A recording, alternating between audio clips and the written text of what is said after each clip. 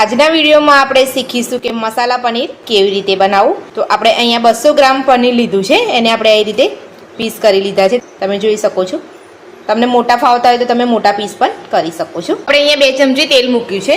અહીંયા આપણે હવે આને થોડા શિમલા મરચાં અને ડુંગળીને આ રીતે મોટા પીસ કરી લીધા છે અને આપણે થોડા તેલમાં ફ્રાય કરી લઈશું।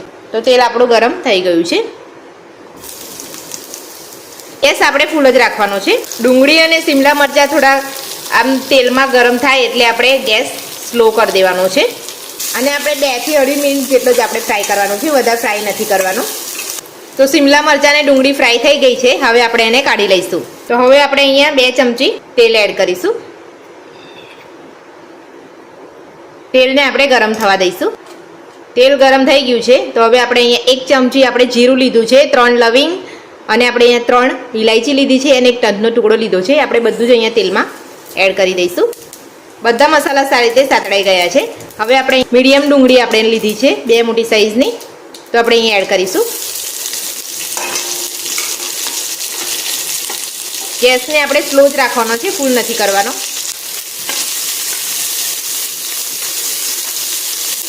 હવે આપણે એમાં 1 લીલું મરચુંને આ રીતે મોટા ટુકડા કરી લીધા છે, 1 ઇંચ આદું, 7 થી 8 લસણની કળી લીધી છે, આપણે એડ કરીશું। ડુંગળી આપણી થોડી ગોલ્ડન બ્રાઉન થાય ત્યાં સુધી આપણે એને સાતળવાની છે। તો ડુંગળી આપણી ગોલ્ડન બ્રાઉન થઈ ગઈ છે। તો હવે આપણે અહીંયા 2 મીડિયમ સાઇઝના ટામેટાને આવી રીતે લાંબા કટ કરી લીધેલા છે, એ આપણે એડ કરીશું। ટામેટા ઉપર આપણે થોડું મીઠું નાખીશું। મીઠું નાખવાથી ટામેટા સરસ કૂક થઈ જાય છે જલ્દી,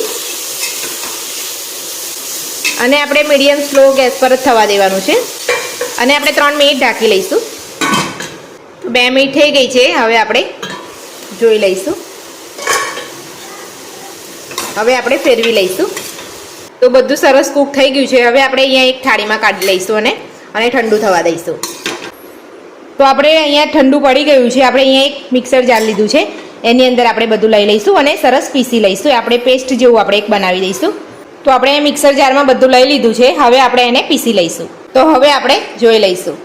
તો તમે જોઈ શકો છો આપણે સરસ પીસી લીધું છે। તો હવે આપણે આની અંદર 3 ચમચી જેટલું તેલ નાખીશું।